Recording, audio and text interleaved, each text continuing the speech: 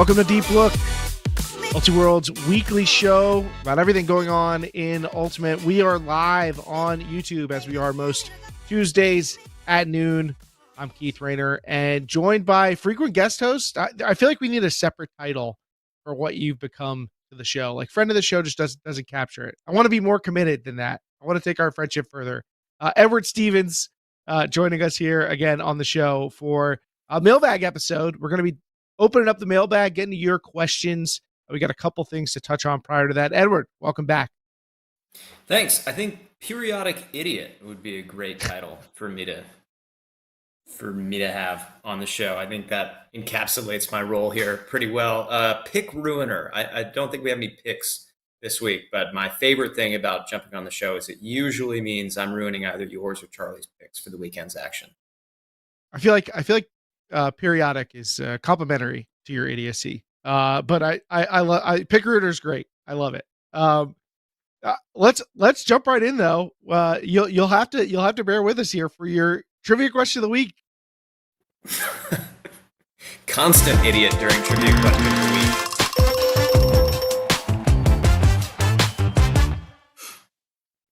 All right. So this week's trivia question, I had someone actually send this one in to me after uncovering. We've talked. Charlie is quite enamored with the Red Tide story, Maine Red Tide, a longtime program who he mistakenly said they was qualifying for their first nationals during one of our live React spots, but has actually qualified for nationals before. It has been 25 years since Red Tide qualified for nationals.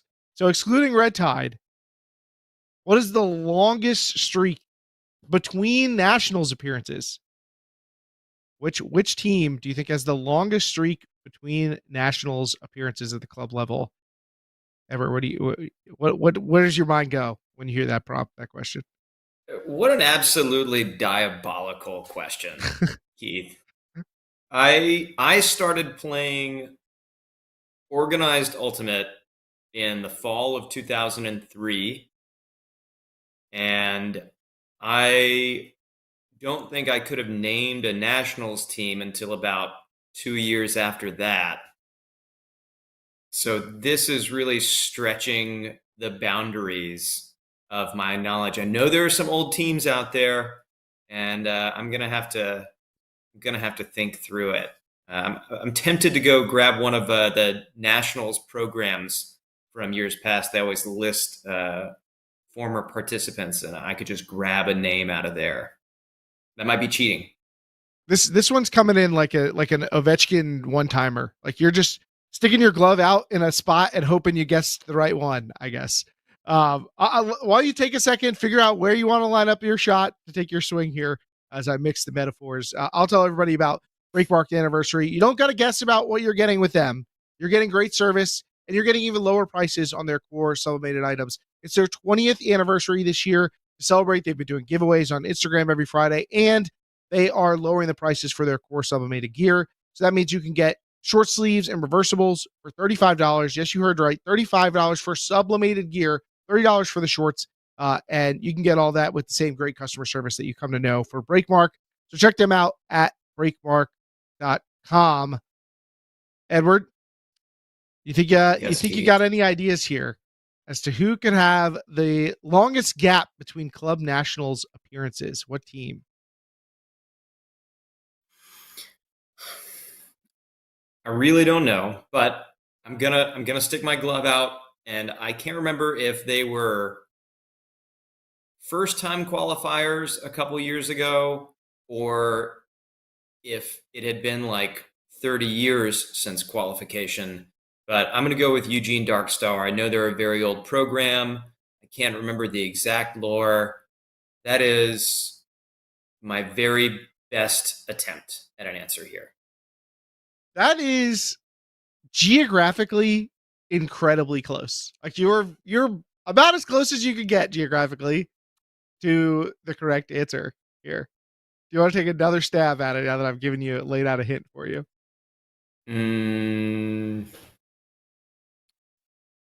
Was it something like I wonder if Rhino went in like 1990 or something, and then jumped back in the early 2000s. I think I'm going to go with that. Give me Portland Rhino Slam. You heard it here, folks. He got it. He nailed it. Portland Rhino, 1994 prior appearance, and then 12 seasons passed until 2006, when Rhino reappeared at the club championships. So that is the longest streak, which has been obviously overtaken by Red Tide. I think it was 6 in the mixed division and 7. There are a couple teams that had 7-year gaps in the women's division. And thank you to editor emeritus Steve Sullivan for that little dive into history. That'll be a fun one for you to take to practice if you want to quiz everybody. Make them aware of how smart you are. Your deep knowledge of ball. I'll bring it to pick up Goldie, and nobody will know what I'm talking about at all. Love it. Love it. You got to find the sweet spot of like people who know enough to know what the heck you're talking about and actually care and be impressed, but not enough that they actually might have some sense of the answer or, watch the show. Uh, so that's our trivia for today. And we got a couple of items we want to get to before we open up the mailbag. So first we're globetrotting, Edward, over to the European Ultimate Championships, EUCF, taking place this past weekend. And we had a few teams make their mark, a few surprises at this tournament, with the results across the 3 divisions. In the mixed division, it was the Austrian outfit Mosquitoes. Mosquitoes. I had a team I'm honestly not super familiar with. Maybe I've seen the name a few times, but not a team I was expecting. They were the 1 overall seed, and they kind of rolled through the bracket.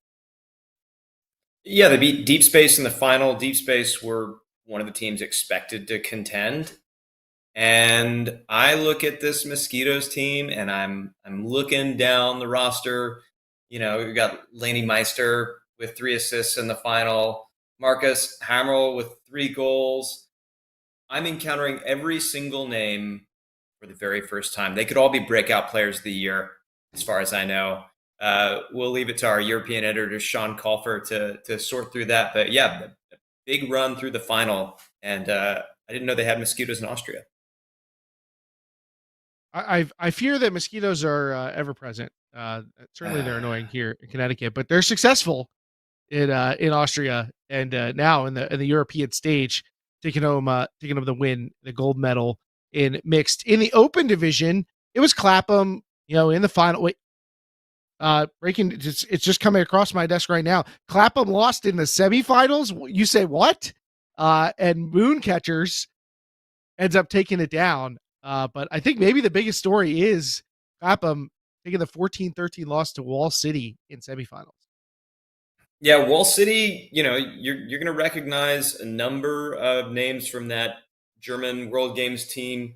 Paul Herkins played great defense for them. Konrad Schlor was their number 1 player. I don't have the semis stats from when they beat Clapham in front of me, but in the final, Wall City, Konrad Schlor had 3 assists and 5 goals, which is pretty remarkable for single game totals, but right in line with what we've seen with them from the World Games. Hartley Greenwald, David Metzger. Another player who's been getting a lot of buzz for them this year is Andre Ridlaw. I could not have told you who Andre Ridlaw was before this year, but a huge effort from Wall City, and they nearly beat Mooncatchers in the final, took it to them, but it was the Mooncatchers name that we're all familiar with. Don Desmarais, both Jonkerses, Sophia Bontemps, Barstazi, Gael Anselan, who overpowered them for a 15-13 win in the final. So it could be a double peak year for a couple of the Mooncatchers. Is Kyle usually on Mooncatchers? He's played with them at World Ultimate Club Championships. Okay. All right. Well, he's obviously a nice piece to add to an already really strong and impressive group. So not a big surprise, I think. I imagine Mooncatchers had to be one of the favorites coming into this event, if not the overall favorite. Even with Clapham going down, I think that they would have been probably favored to take down Clapham in the final. But it's pretty wild seeding and results in the men's division, or the open division, excuse me, in Europe. Uh, Women's division, BFD Shout takes it down. The Italian outfit. We saw them at the U.S. Open, looking pretty impressive. A universe point win over Moon Cup. What's your takeaways from this one? I mean, we saw Shout in action. We Mhm. know exactly how good they are. They showed up to the U.S. Open this year. They beat Scandal. They have some of the best players. We were just talking about the German World Games team. Ava Mueller plays for Shout. Charlotta Shaw plays for Shout. Um, they have a bunch of really good defenders. I didn't watch this game, but I've been really impressed by Susanna Casarini's defense when they were stateside here in August. Elena Bengi was another really good player for them when they were at the U.S. Open. She had 5 assists in the final. They're really good, and this Moon Cup team, which is part of the same Belgian program, sort of as a sister program to Moon Catchers, has been on the rise. They've got Zoe Forget, Camille Blanc, Lizanne Bourneau, Salome Rollet, a lot of the best players from that French World Games team. So it was a bit like a mix and match from some of the World Games All Stars. It's kind of a strange thing, which I guess if you think about it more in like American club terms, it's not that weird. But you think of Shout, and it's like, oh, this Italian team, their best player is German, and this Belgian team, their best player is French. It's it makes for a little bit of a different environment. I see the flags, and I think it's international competition, but really just talented club teams getting a chance to go head to head, and apparently quite a final between Shout and Moon Cup, the 1 and 5 seeds respectively.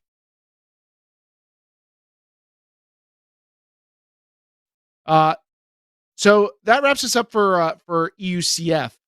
Coming back stateside, we did get the awards from the UFA, and the big name award there, of course, the MVP, and we have the now newly named youngest MVP in UFA history, Toby DeCrana from the Boston Glory.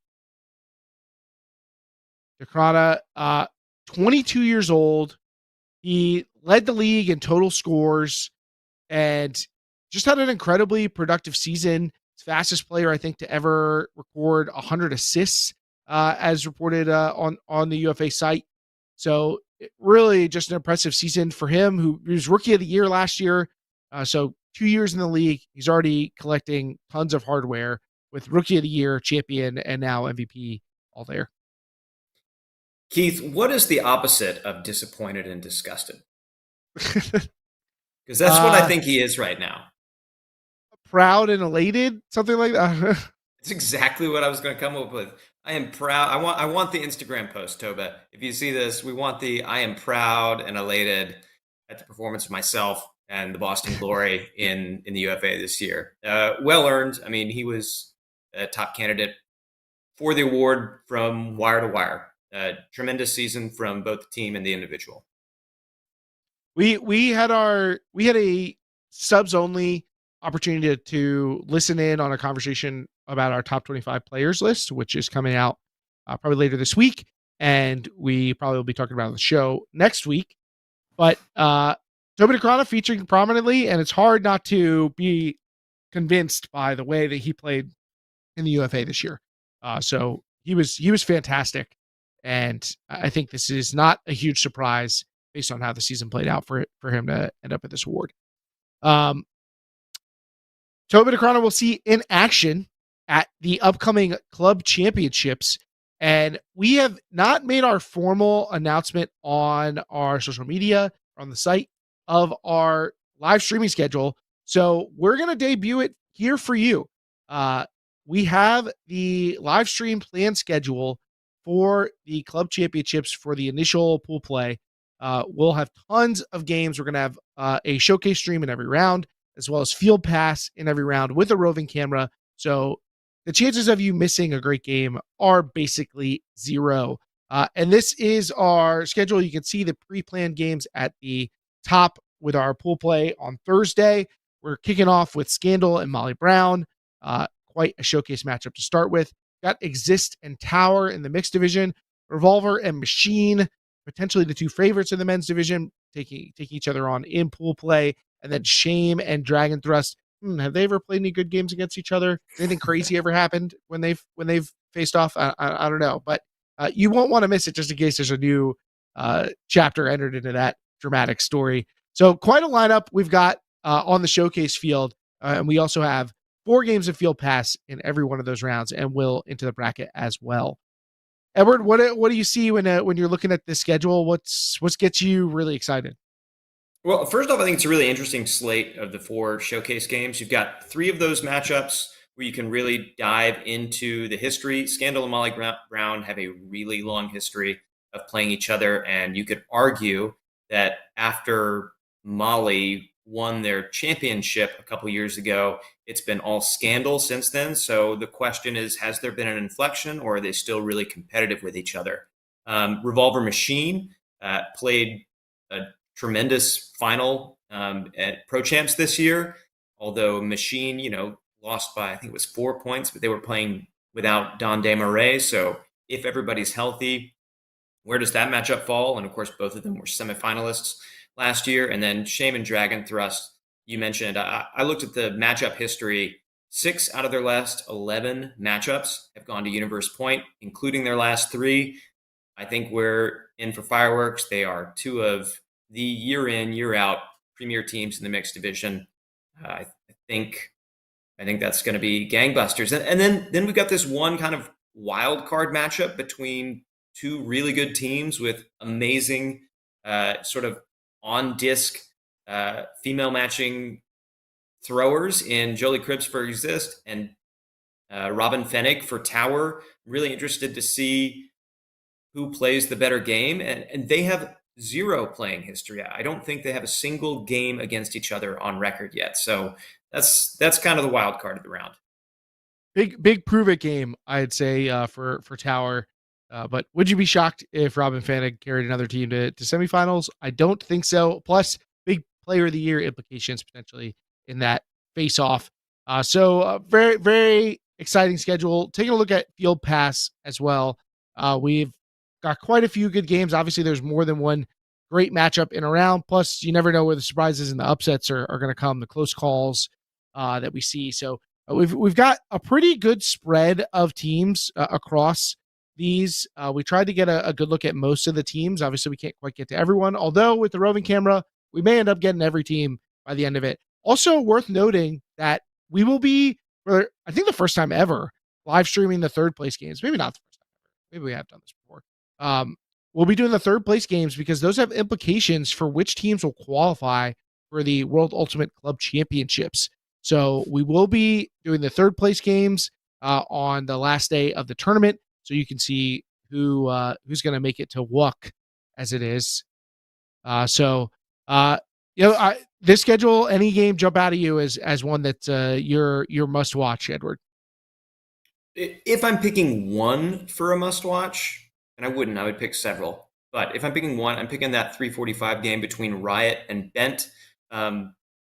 Riot have been the better team all year long. The regionals lost to Schwa, not counted in that. But by and large, they've been the better team, but they've also been the more complete team for most of that run. Bent played at the U.S. Open minus a lot of their best players. They didn't have Gina Cartagena.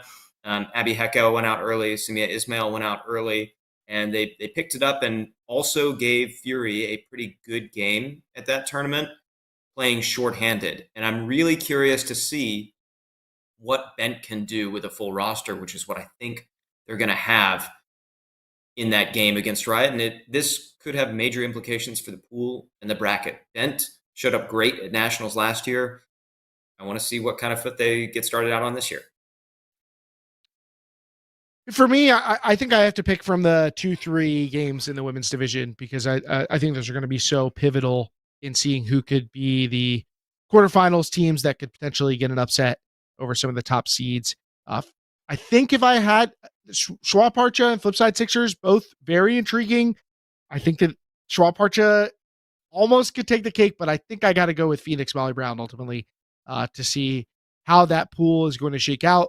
Everybody was gasping when the draw happened, and we got a chance to see how that pool was going to shape up. And this could be a pivotal matchup in deciding how the bracket will look and how these teams will fare. So I'm very to me that's the game to watch. I want to see what they have because it's one of the defining games of the tournament in my mind. So very excited for that. But we've got a great schedule all together. So definitely look forward to being a part of these games. And folks, keep your eye out as we'll have the official graphics up on Instagram and the like shortly. So that's going to take us to a little break. And on the other side, we're going to be talking about some of the mailbag questions that you sent in. What are the important micro skills? Who are the top teams that miss nationals and more? Coming up after the break.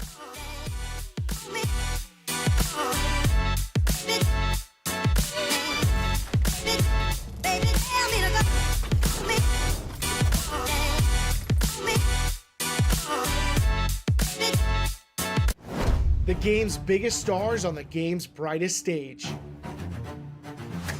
The world's most competitive annual tournament pits the playmakers and the game changers against one another in a weekend of action. So many legacies on the line in this game. Arguably the best player. And that's just ridiculous. She's got it, and it's over.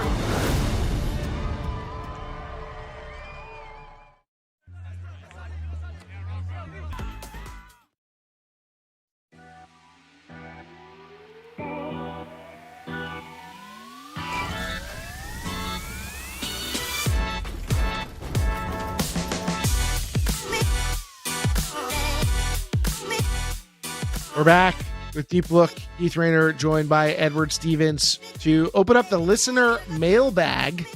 And I almost wish we had a physical bag. I don't know if maybe I would open it. Maybe I'm just inspired by the hopper that we do the pool draw out of. But I do wish there was a physical bag. But we've got a variety of questions that came in from the subscribers and the listeners, including I want to start, Edward, with this interesting call that was asked about. It wasn't even asked about in the mailbag channel. We have a rules channel in the Discord, which I find quite fascinating. And we had a very interesting scenario come in. I think this was from EUCF, if I'm not mistaken.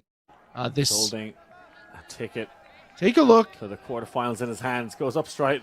There's going to be a question about whether or not there is a completed scoring catch this here. This is going to be the goal. Oh, he's dropped it.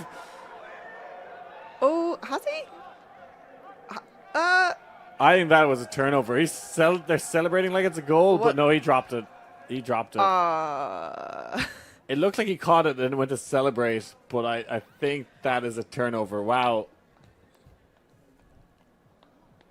Yeah, no. I think he caught that. I think that's a turnover. No. That is a turnover. He caught it, but then unintentionally dropped it. He maintained possession. I think he maintained possession.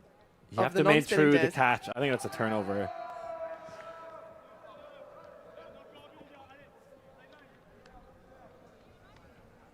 If you unintentionally drop it like that, that is a turnover. But you've caught it, and then you've unintentionally dropped it. Yeah. Oh, okay. He's calling it a turnover himself. It is a turnover. Wow.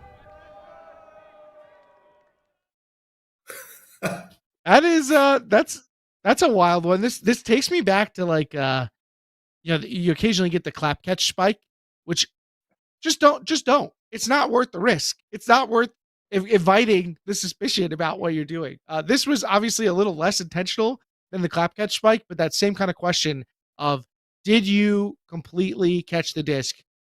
Does this qualify as a catch? Observer Edward, we're referring to you. First thing I observed is that Liam Grant, who I believe was the voice on that call who argued against its being a catch, just has absolutely no tolerance for the vicissitudes of life. Sometimes when you are in the midst of making an important score, you're doing some fun transfer stuff. Maybe you're about to hit an Iverson crossover dribble with the disc, and you lose possession of it afterwards. Keith, I think it's a catch. I think it should have been a goal. I couldn't believe he called himself on the no catch there.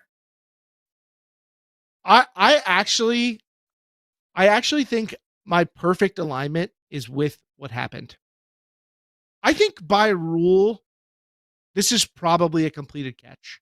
Like if the receiver there, goes and gets the rule book out of his bag and is like, here's the rule. Like, I think by technicality, that is a catch. I think the whiff diff rule somebody had quoted was that you have to basically complete the catch for an instant, like more than an instant. The disc has stopped rotation. He's in control of it. I think that instant passes, and then subsequently it is turned over as he's moving it to grip it in a different way, maybe to spike it or put it down or something. But in the spirit, like that is the spirit of a drop. You know what I mean? Like there was no intent by him. There wasn't a separate move. In the NFL, you hear about, being able to make a football move with he was in his mind. I feel like he was still in the midst of catching that disc. I think the player saying to me, that was a drop. Like this is the spirit of the rule. That's a turnover. The letter of the law, I think it's a completion. So I am in love with the outcome that we achieved because somehow we managed to hit what I envisioned as the perfect outcome for this situation. I do think that this example is great because it gives us an occasion to revisit the clap catch spike from Grant Lindsley when he played for Revolver, and he clap catch spiked it before he landed. He did it mid-air. I feel like it was maybe even in a national final. But if we can get the rules thread on that, I would love to relitigate what should have happened there. I believe they counted it back in the day, but I don't know if it should have counted. Legally, that should be a turnover, right? You need to establish yourself on the field in order to complete a catch. You can't make a catch in the air prior to landing, right?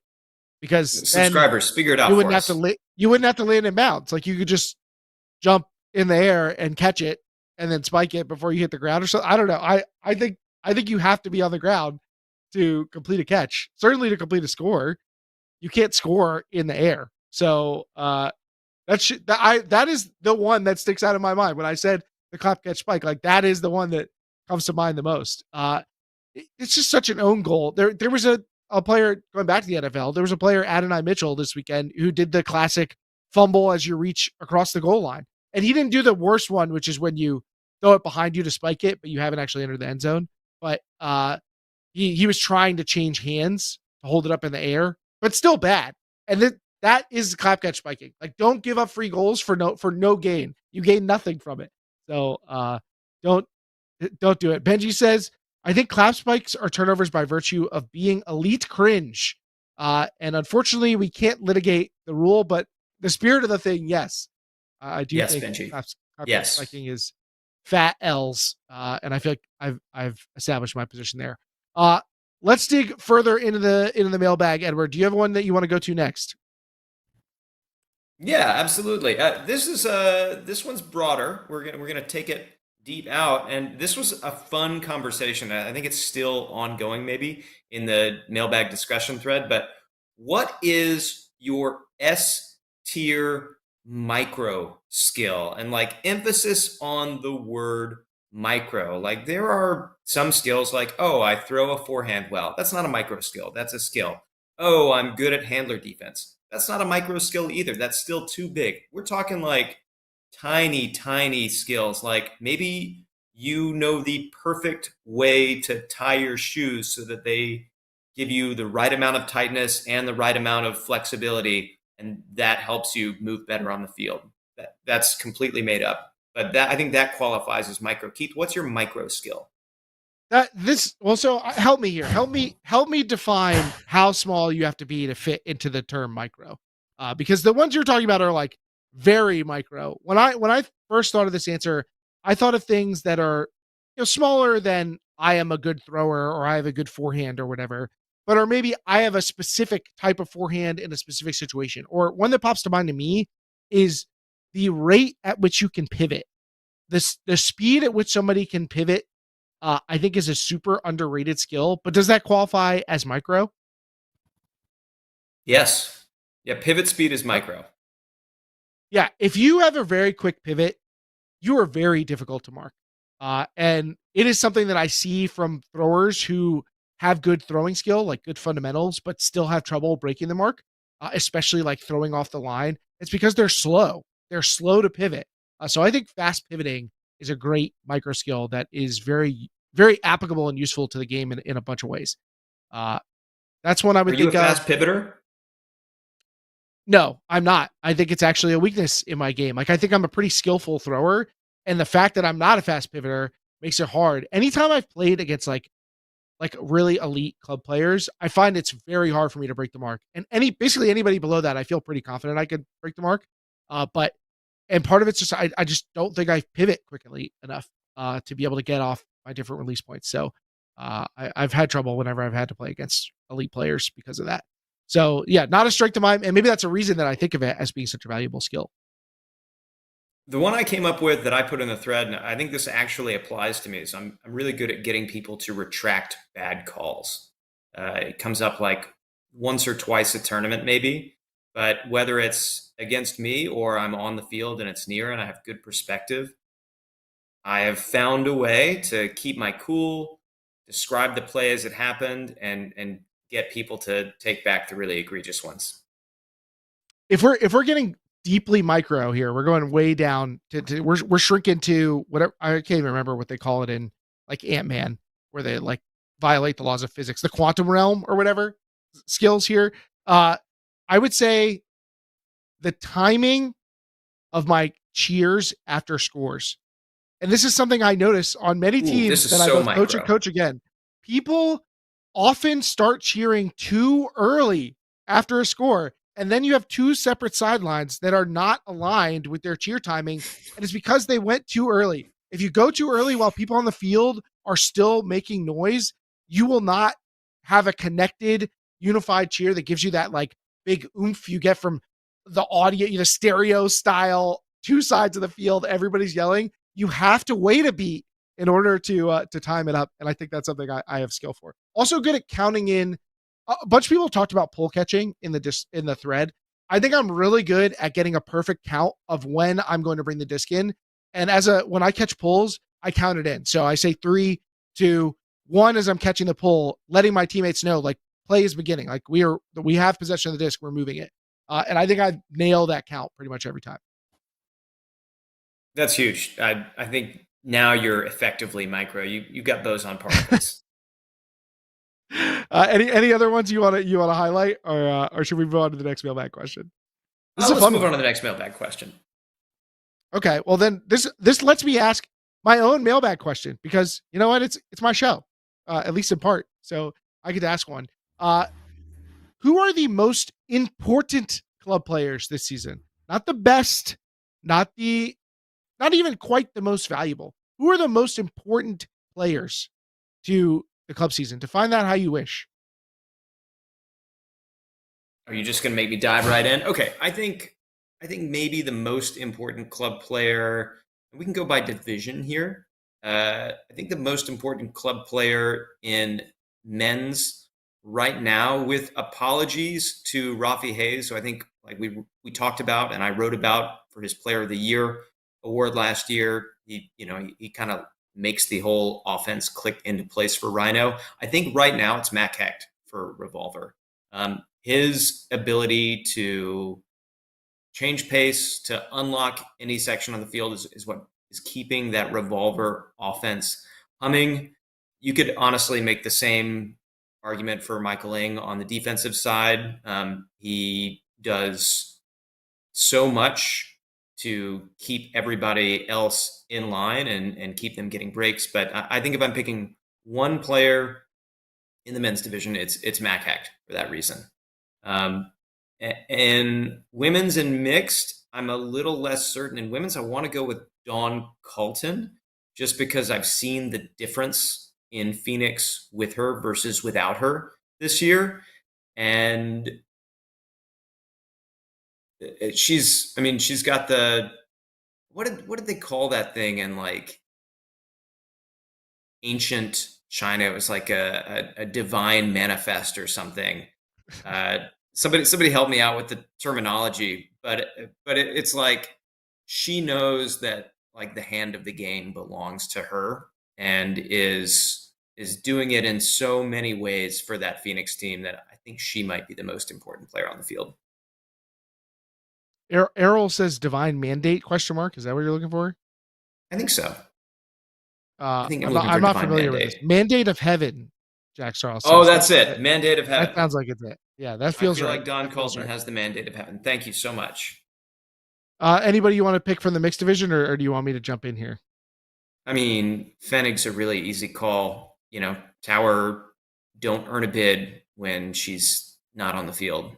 She changes the shape of everything. I know that there are other players who can do that, but Robin not only has that kind of field shaping ability, but also brings the experience, the intangibles, um, tremendous versatility as a defender as well. And like the kind of, I mentioned intangibles in general, but like the joy she brings for the game, that sort of passion that never wavers with her is so impossible to replace. Is this going to be like? Can we just sing Robin's praises? I love doing that. Robin's one of the true gems of the Ultimate community, and I like that she's about it. Like you just know, not only is she going to be a great teammate, but like she cares about the community at large, and like actually goes out there and does shit to get it there. So, big fan. And great answer. I think the mixed division's maybe the trickiest one because a lot of the players who we think of as the best players in the division are extremely central to their teams. So like Jolie Krebs, Tanner Johnson go, uh, obviously like Khalif Salam would have been in that conversation. Lindsey McKenna, Travis Dunn, like these are players who feel like their teams would be totally different without them. But I think I probably would think about Fennig at the front of that list. Joey Wiley is maybe another player from Disco Club who, like, really without them, it just feels like it would be difficult for them to be competitive. But maybe Tanner Johnson Go is the right answer. I mean, Sprocket you hold out hope that they could again go to the finals, that they could be a great team again at nationals this year because of his return after a less than stellar pro champs. But yeah, tough call in the mixed division. In the women's division, I think you just got to stick with Claire Trope here. I mean, with them, Scandal feels like they can win it with a title, and without Claire Trope, I feel like Scandal falls back to feeling like a quarters team with a poor semis performance as the ceiling. I think Carolyn Normile is another interesting call out, but I think Claire Trope just so influential on the game and has a team that's right in the perfect spot for that, because with her they really elevate to the top tier of the game, and without her I think they fall back quite a bit.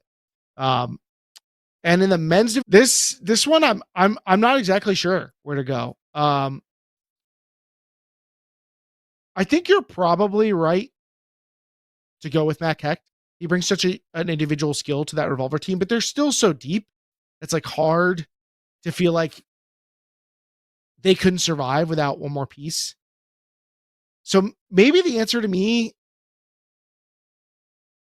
maybe it's Quinn Finer. You know, with him, does Bravo take the big step forward? You know, we know that they have good players, but they've struggled to be great this year. If they have Quinn Finer, if they have that ace, that star, does that change things? That's the question I'm wondering about. So maybe Quinn Finer. Anthony says, isn't Machine 0-5 without Don DeMarais? Sure, but he was not the only person they were missing for 4 of those losses. So I think that number is misleading, but I could see the argument for Don under the same kind of Claire Trope theory that with him Machine is truly elite. But I'm not sold that Machine couldn't like be a quality semis team even without him. I think that's probably on the table, which is why I'm going a different direction.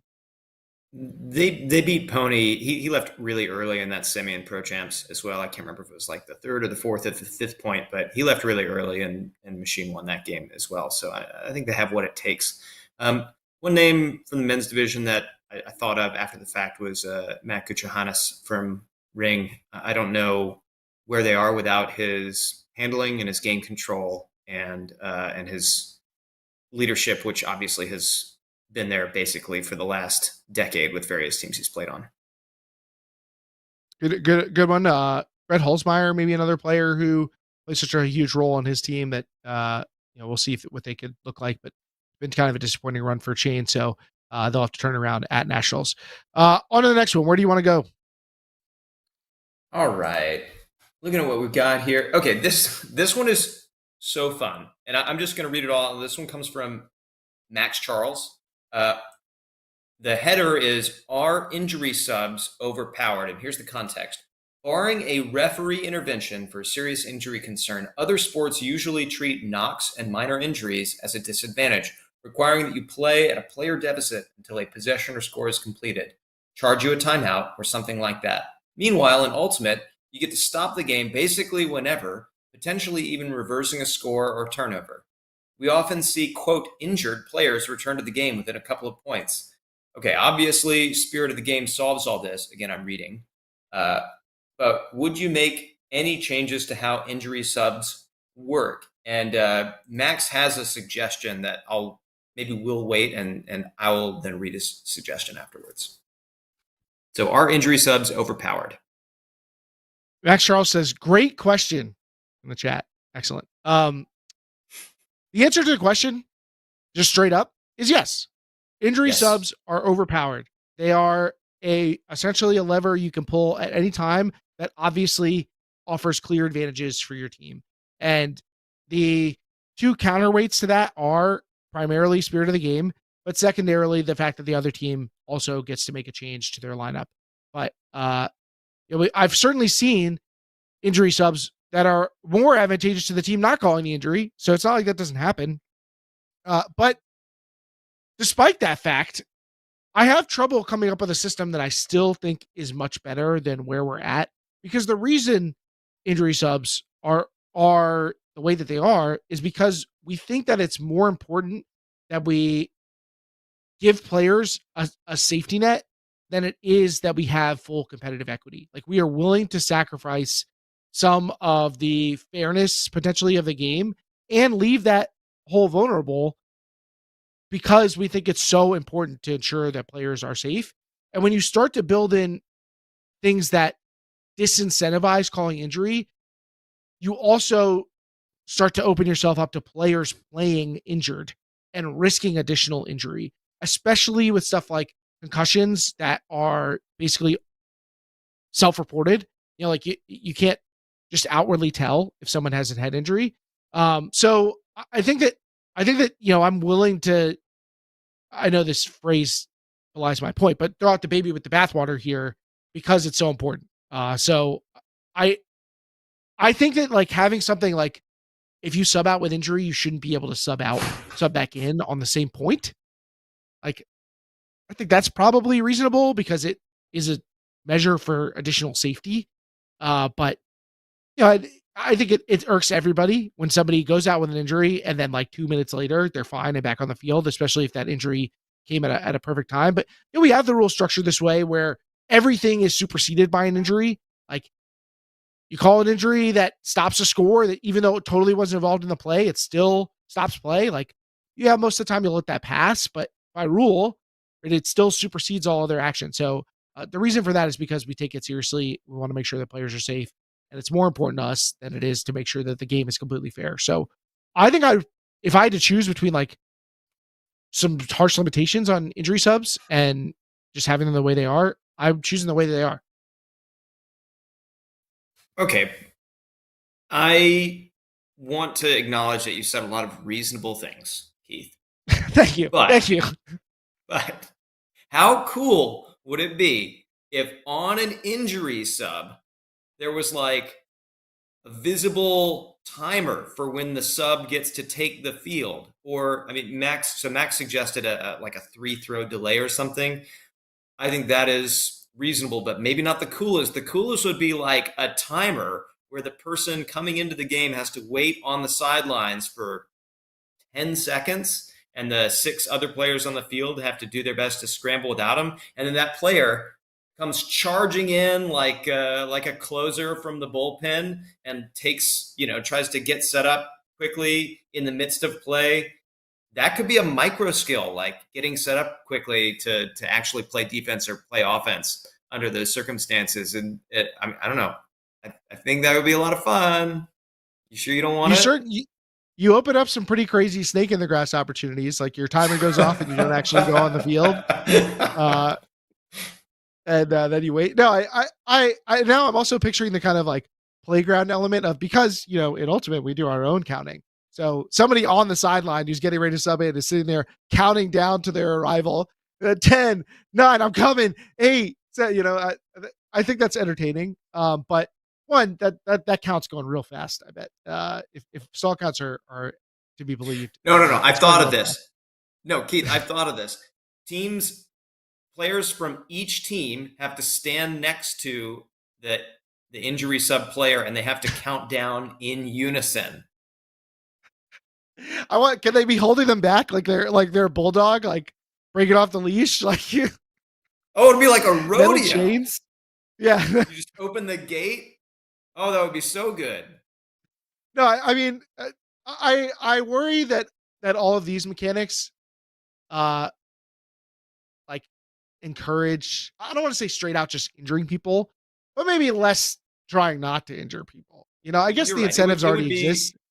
The incentives already exist to hurt good players, right? Like, I mean, it's just obvious. If you hurt the other team's best player, your team's gonna have a better chance to win. So it's not like that incentive doesn't exist at all.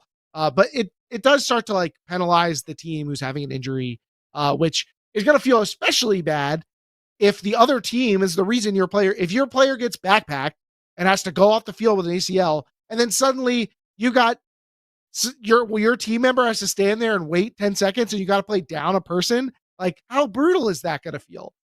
You're right. It's going to feel You're right, horribly Keith. unfair. I can hear the subtext between your legitimate injury concerns, which is that it would be too awesome for the sport, and we're just not there yet.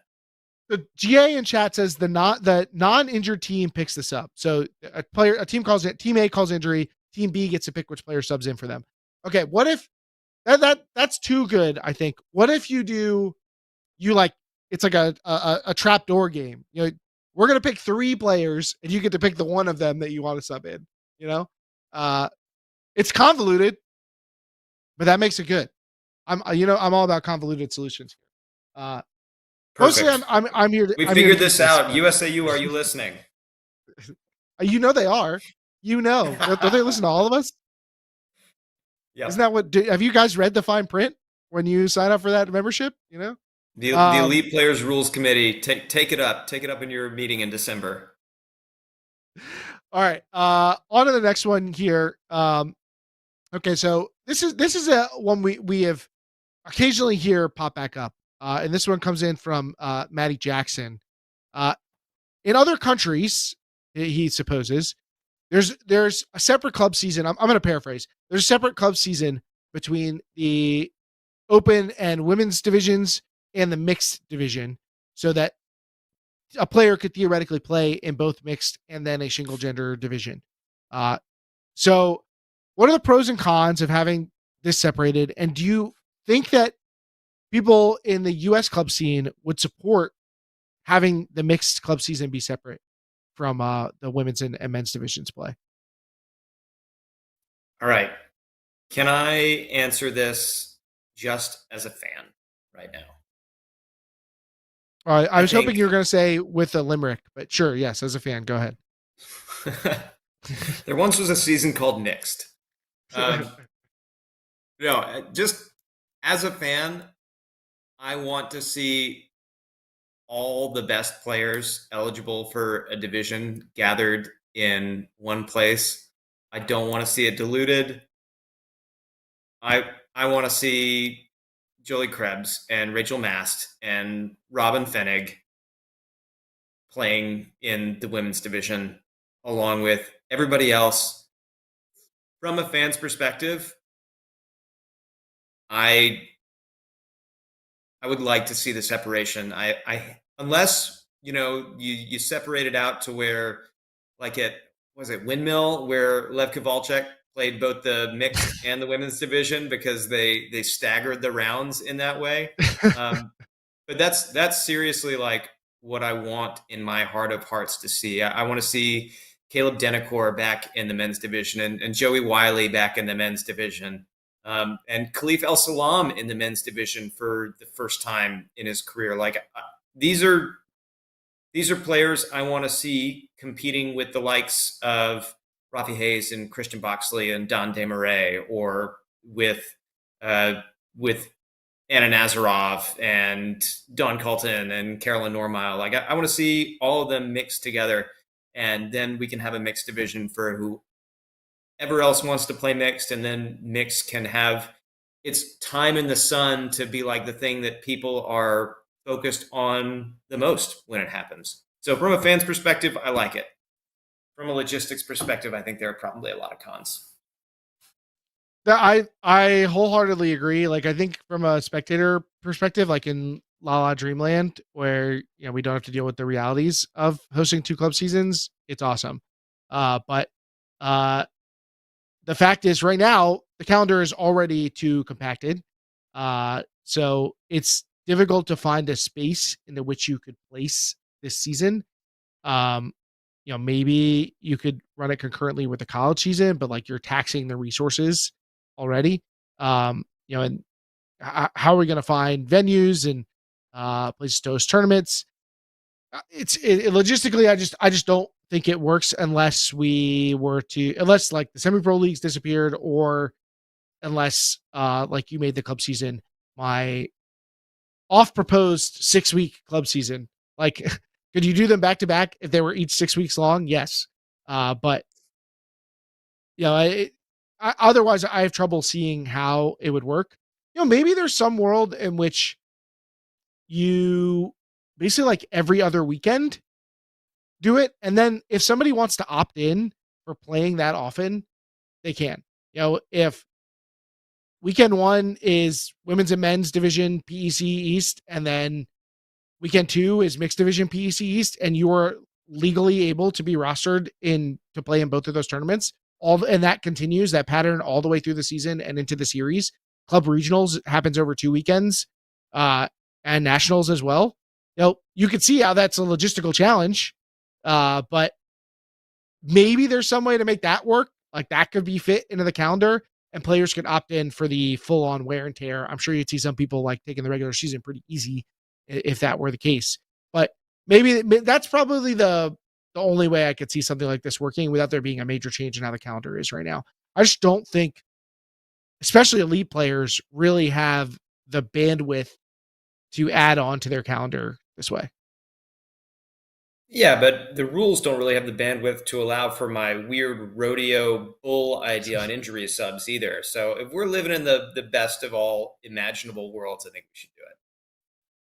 Now, this Aiden mentioned the World Games style. I mean, I'm all about the potential World Games tournament. So the World Games warm up, as it were. And you know what? I may pull a question into the mailbag based on that topic. All right. So this one comes in from I think this is Kale Ragers. I guess it could be Kaler Agers or Calera Jers. Okay, I'm just gonna say Kale Ragers. Who are the best teams that miss nationals in club?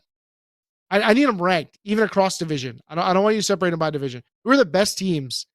Not if they were competing against each other, but in their respective divisions. But you got to rank like them. Ever? No, this year. This year. All right. Who are the best teams in their respective divisions missing nationals?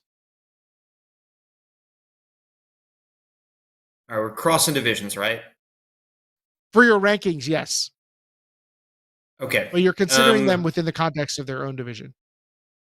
All right. We all exist in the context. I think that the best teams to miss nationals are... I think number 1 is like painfully obvious. Probably number 2. It should be BFG is number 1 pretty easily. Is number 2 obvious? I mean, do I No, don't think I it's. don't think number 2 is as obvious, but I still think it's who you think it It is. it could be burrito, but it's probably double wide maybe. So I think Interesting. BFG, then double wide, Total, and total then sell on Mischief too. uh, yeah. I When, mean, I heard some rumors about the way Mischief's O line was playing at regionals, and I can't get behind that.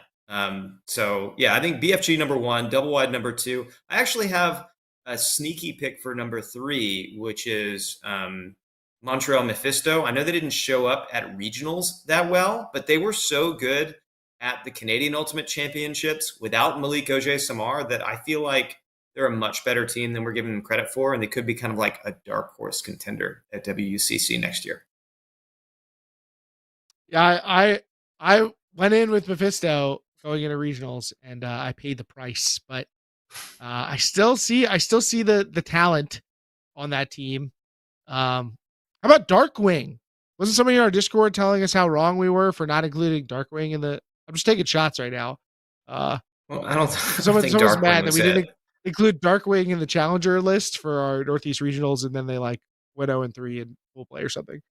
How So high up would you rank Dallas Dimes or I Northampton Starling? Like, when would you you rank when them you above or below Shrimp and Burrito? when you said I have a team that you're going to be surprised by, I like almost just said, is it Dimes? Dimes is a mystery box. I Dimes, have no idea how good Dimes is or is not. please keep the band together for next year. Dimes, like I want to see y'all like playing the bid earning teams. They were comprehensively better than Kelp when they met at regionals. So like that, I thought Kelp looked good during the regular season. I think I would put Starling behind a team like Shrimp. Um, Starling had a better regular season, but I think that they're just too far behind the teams tiered above them. I think they could compete, and like I think they're just as good as the bottom seeds at nationals, but I think the bottom seeds may be a bit behind the other teams in the women's division. So that cutoff makes me put them a little lower. While I think Shrimp might have had a shot at getting an upset. It's not a big gap between those two, but I think I would have it in that order. The dealing with the mixed division teams, trying to figure out where they should go. You know what you do with Shine or Burrito or Mischief or whatever. That is, I'm glad it's not on me to necessarily do that because that seems very difficult.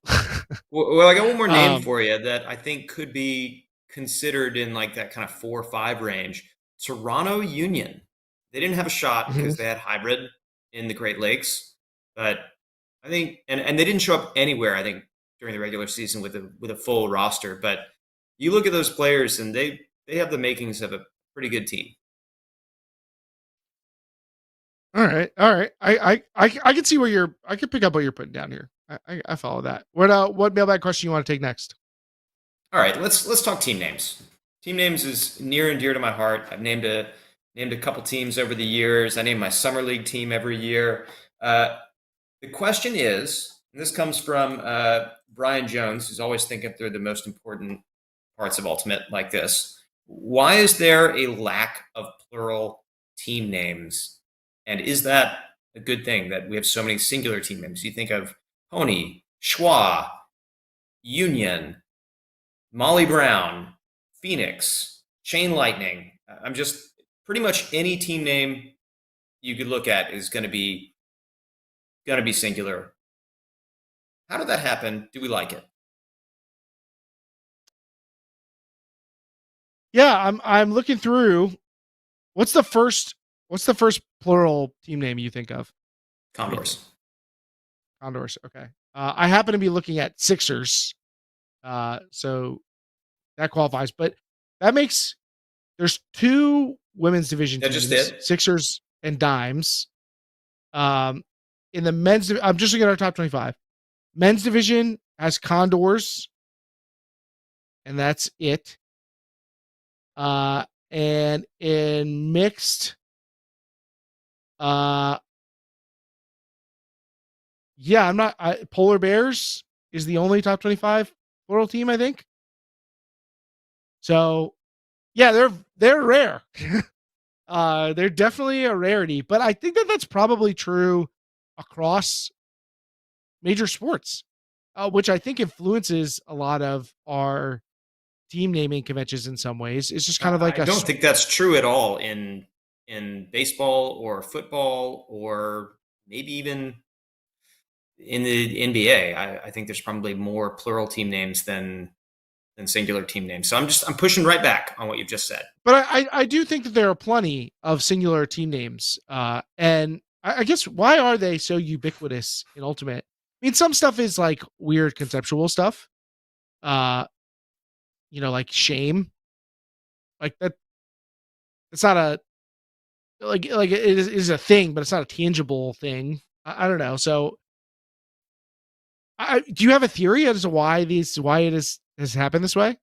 I'm getting a lot of pushback, a lot more plurals, a lot more cardinals and hawks and the like. I'm getting a lot of pushback. You're probably right. I'm sure I trust everybody on this. I mean, my only theory is that we're just like oversaturated in birds, and all those other teams came first, and so in Ultimate we're just like, okay, that's it. No more birds unless they're made of fire, in which case every single team is named Phoenix. But I do have an opinion, which is that it's really cool because it opens up the box to things you can't count, number one, which can, I don't know, leaves you different ways to kind of touch on the heritage of where you're from or just to be weird with it. And then I also think it does a great job setting off the plural team names to make them sound even cooler. Like if you think of Dimes or Flying Horse Cows or the Administrators or the Ghosts, like how much better do those team names sound in a landscape with few plural team names? I will say that Pac-Men is technically plural. We didn't mention that one. Oh, that's true. That's true. Yeah, that's right. I didn't see I didn't think about it because the S. There's a Matty says that his theory is because Frisbee's counterculture and that kind of plural animal name that's so popular in major professional sports. This is kind of the answer to that. And I think that a lot of the all-time great team names are in Ultimate are those singular. Is there something to like it being unifying? Like you're part of one thing rather than like you're a group of this thing? I don't know. Is there anything there? My producer Sue says I'm so wrong that it's crazy. Thanks, Sue. Thanks for your support. You're on Phoenix. Generic. Anyway. Phoenices. The Phoenices. I don't know. Is that how the you plural? make that plural? It's got to be Phoenixes, right? Does it? This is your area of expertise. I feel like I'm in yours. The Matrix, several matrices. Phoenix, Phoenices. Sue, you now play for the Raleigh Phoenices. All right. Let's take our next one here. Let's see. How about this one comes in from Sean. What's more likely at Nationals? The highest seed in the weakest pool takes a loss in pool play, or the lowest seed in the most competitive pool gets a win in pool play? This question is breaking my brain. Yeah. Wait. First, we have to name the pools, and then we have to say which one's more likely, right? Or is this just purely theoretical based on some witchy vibes? I unclear, but let's say specifically about this year's Nationals, because otherwise we're wandering around in the theoretical wilderness. Yeah, I mean, look, we are streaming AMP versus Conspiracy. I think that is generally viewed as not that competitive of a pool. And could the highest... Oh, I see. All right. See, the question has already broken me. I was going to say, yeah, it's totally... would not be like groundbreaking for Conspiracy to get a win there, but that's not the question, is it? So I guess we're looking at the men's pool with Revolver, Machine, and I forget who else is in it. It's Machine, Revolver, Machine, Sockeye, and Goat. So do you think Goat is more likely to get a win in that pool, or what's the weakest pool? Is it probably Pony's pool? Pony's pool, Pony, Pac-Man, Chain, Condors. Do you think it's more likely that Goat gets a win in that pool, or that Pony takes a loss in Pool C? I think that's pretty even odds. Give me, I don't know. I really don't think Goat's going to get a win. And I also really don't think Pony's going to get a loss. So, you know what, Sean, hats off to you. Great question. I think that give me the higher seed losing a game is more likely. What's the weakest pool in the women's division? Is it Riot, Bent, Traffic, Grit, or Brute, Flipside, Sixers, Iris? I think it's Riot, Bent, Traffic, Grit, right? Is that the weakest pool? I think so. So more likely Heist gets a win against Scandal, Phoenix, and Molly Brown, or that Riot loses to Bent, Traffic, or Grit. I mean, clearly Riot could lose to Bent. It's Riot losing. Yes. Yeah, there's no way Heist next year for sure. This year, I don't think there's any way Heist gets a win against any of those three teams above them. I think it's more likely that Pony also loses to a hot chain team or Pac-Man. Pony has been a little wavering this year. So I definitely think that's more likely than, Go could get Sockeye. It's not impossible, but I think that's more likely. So that's 2 for 2. The tiebreaker, the top seed losing is more likely.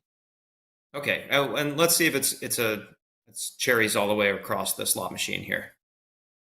What's going on in mixed? What's our weakest pool and what's our strongest pool? Oh God, the weakest pool is Toro, Slow, Space Force, Lawless. I don't know. Maybe you say the weakest pool is Hybrid, Rally, Sprocket, Mixtape. You're high on Space Force, so. I'm not that high on Space Force. I think these are pretty even pools, honestly, in mixed. So let's say both of the other, let's say pool B and D are the strongest. So is it more likely Exist or Shame loses in pool play, or that Mixtape or Lawless get a win? I feel I gotta go top seed losing again. No, I don't think so. I think both Mixtape and Lawless can get wins. We did our subscribers only, draft the teams you want to face in pool play, and I avoided both Lawless and Mixtape like the plague. Yeah, but you know who else you avoided like the plague? Tower, and they're the 3rd seed in pool B. They could beat Exist. Oh, that's a great point. Yeah, Disco Club did too. Yeah, so this is why I'm going high seed losing in all divisions. So the answer is clear to me. I think that's good for the game. Agreed. We want to see upsets. The people want it. We want the drama. If I have to pick one to do away with, I'm doing away with as many 3-0 top seeds as possible, and I will keep as many 0-3 bottom seeds as possible to make that happen. All right, we have another question, an old school question coming in from Jim Parinella himself. What team would do best with old school rules and formats? Who would just fall apart? You got to play in Sarasota. You got to play power pools. So you're playing 8 or 9 games. Your rosters are like 23 people. And there's basically almost the only line of fouling on the mark is the local assault rules. Like everything else seems to be fair game. And you can travel call as frequently as you want. There's no limit on abusing travels. Backpacks are in fashion. Who's surviving the meat grinder with the plumbers and the electricians? Oh my God! Now Toronto Goat is going to win some games in Pool A or whatever. Toronto Goat absolutely have been bred in a lab to be able to withstand those conditions. Even their medium-sized players are just walls. and like that they're getting the old lore from the old school Toronto Goat players who were there too. Give me Goat. Give me Goat as a team that will succeed. Who will wilt under those rules the fastest? That I think a lot of teams will. So it's like, who will wilt the most? I think Fury will be able to handle it, so it's not Fury. Give me a team like who's the most handler driven? Okay, I was gonna say the Cardenases, but I've seen them body up so often in physical play that I'm not that worried about Molly Brown. I think back to that U.S. Columbia World Games final that they got pretty physical too. I know it wasn't on the mark or anything, but that one feels good. Who's breaking down? I mean, maybe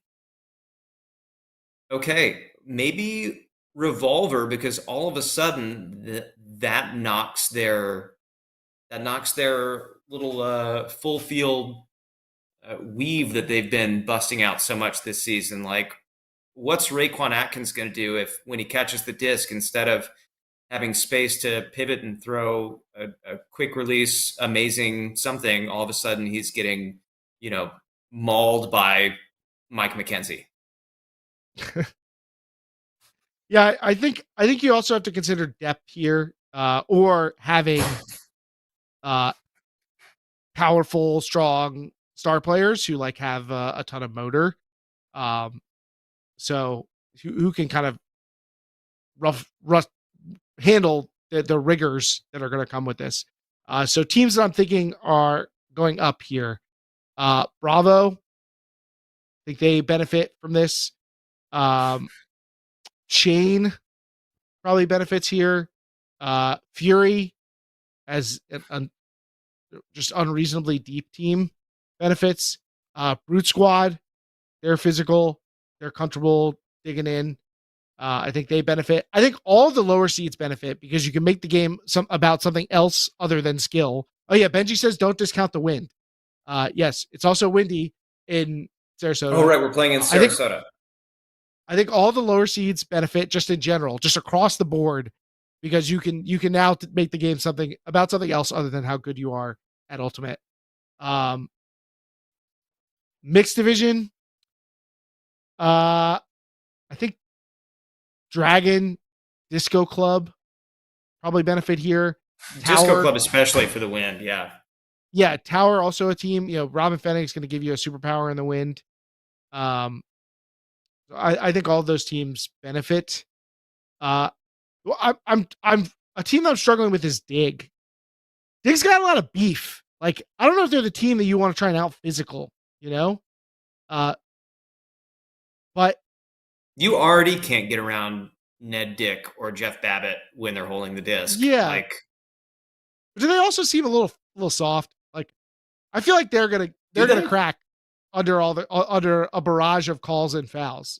I feel like I don't know. I think Ben Horisberger has just been champing at the bit to try to play people even closer and foul people even more. He plays pretty close to the limits of the rules as is. This is worse. This is just objectively worse. Who would be better if the game sucked? Why have you done this to us, Jim?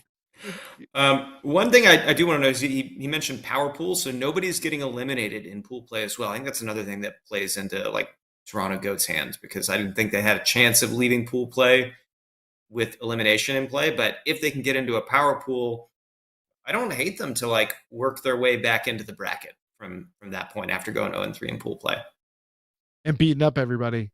Just yeah. Lawless too. I mean, it's built into their names. Yeah. All right. So I've got one for you. And this is somewhat inspired by these conversations we've had. So if we did the US city based World Games tournament, we have one game at a time, 14 player rosters, maybe 16, just to with injury subs or something. You can only dress 14 or whatever. Which city? Who's the favorite? Who's winning this thing? And is there a city you think is like a dark horse? Okay, do you get travel players? Like who are on their respective club teams? Yes. I'm going to say yes for simplicity because I don't want to figure out who is and who isn't a travel player. We'll say it's based on where you're rostered right now, not where you live. Okay. Because we can just clearly confirm whether or not you're rostered somewhere. I don't know everybody's home address. I mean, I feel like we have a pretty easy answer for the co-favorites right now. I think it's between 3 teams or 3 cities, and that's San Francisco, Boston, Washington, D.C. Am I wrong thinking those are like the top slots? No, I think they're pretty clearly. Although I might make it San Francisco and Boston at the top spot, and then I'm thinking DC. You're dropping DC, New York, DC, New York, Denver. I'm including Fort Collins with Denver because there are no other top Fort Collins teams. Is that fair? Is that fair to do? I don't know. Is it fair to give San Francisco Sacramento? No, but well, okay. I see your point. I see your point here. Dividing up the California teams is tricky. It is tricky. I mean, we could go NorCal, SoCal. Yeah, I think I don't want to discount New York. I mean, you've got Exist, Bent, and Pony, and then a number of other solid teams that could contribute a player or two. And then the Denver, Fort Collins withstanding. I mean, there's still good talent in Denver. They're going to be great. Seattle also probably in that mix. And don't forget that we're making the roster small, so you don't need a huge swath of talent. You know, like I think Raleigh's in that mix. So yeah, I think I have Boston and you know, Portland's probably in the mix too in that tier 2. But to me, I think I have San Francisco and Boston tier 1 by themselves. Wait, if you're just taking 7, I think San Francisco tier 1, but I think DC should be considered over Boston. So what your DC roster is like Claire Trope, Cammy Groom, you're getting Box and Edmonds. Merriman. Give me Marie Privier. And then you've got that's like that's the tip of your front sticks or your pretty good front sticks. Pretty good front sticks. Yeah, that's pretty good. I mean, maybe tightening this up to 14 is real. It does benefit DC. I definitely think it benefits Portland too. It does benefit Portland as well. I'm a little blind on Portland. I still haven't seen enough of Schwa this year to feel like I could really like build a team out of Portland. You know, I wanted tape from the half ESC final that they played, and really what I wanted was a full final, but yeah, we kind of got weathered out of it a little bit. Is there anybody you think takes a huge jump from like where their club teams are now? Yeah, Toronto. Yeah. Just the top. Toronto's dark horse and go. Yeah, and then I think Dragon is somebody you have to consider as well. Not Dragon, but sorry, the Minneapolis, including probably 6 of the Dragon Thrust women. Oh, that's a good one. Mix and match between Mallard, Sub, and Dragon for the men, and grab the top 1 or 2 players from Pop. Like that's going to compete well with anybody. Yeah, that's another pretty good one. You know, maybe like the Austin area. You know, as you take some of the players from Disco Club. Yeah, maybe there's some rise for Austin there to be had too. I think so. Okay. This is so I would totally. I want this. I want to see it. I like it's easy to imagine how exciting these rosters would be. So And we haven't mentioned I New will York. continue You that get debate. you get like a line with Krebs and John Randolph on it, like a D line, and then you get an O line with Gino Cartagena tossing dimes out to space for Sam Little. I mentioned New York. I think they're going to be a tier 2 like championship contender. So Russell's does all right, says Benji. Yeah, I mean throw in the European teams. There's no reason we can't go international. The World But City Championship. I guess I don't know where a lot of the Colombian players or the Japanese players are from, but mostly they're just sending their World Games teams, right? Like most of the Japanese players are probably playing from Tokyo. So I think you're probably just looking at World Games teams. Anyway, that would still be fun. I would still be fine to have them play. They could get in the mix. Our last question: Who are the top fantasy picks for nationals? That comes in from Buffy, and I raise this question not because I think we're going to answer this on this show, but we're going to try and answer it in a couple of weeks because we are going to be running fantasy. So this can serve as the official announcement. We're partnering with fantasyfrisbee.com. We're going to be running fantasy with them this year.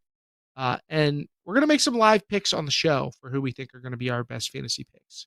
So if you're into fantasy or any of our other games, we'll have hashtag the game coming. We'll also have the Beat Charlie challenge as usual. Maybe I'm going to be able to spin up bingo this year. Got some fun games coming, but we will have fantasy on the show coming up soon. But Edward, we have emptied the bag. The mailbag has been completely done up. So I'm glad we could get you over here for some of these answers. It's been fun. Yeah, it's great. I hope I ruined some of them the way I would have ruined picks if we had them this week. Do you want to just make just a pick off the cuff for Charlie that you're going to get wrong? Any picks on anything? Yeah, Red Tide, 2 wins during pool play at Nationals. There you go. Lock it in for Charlie.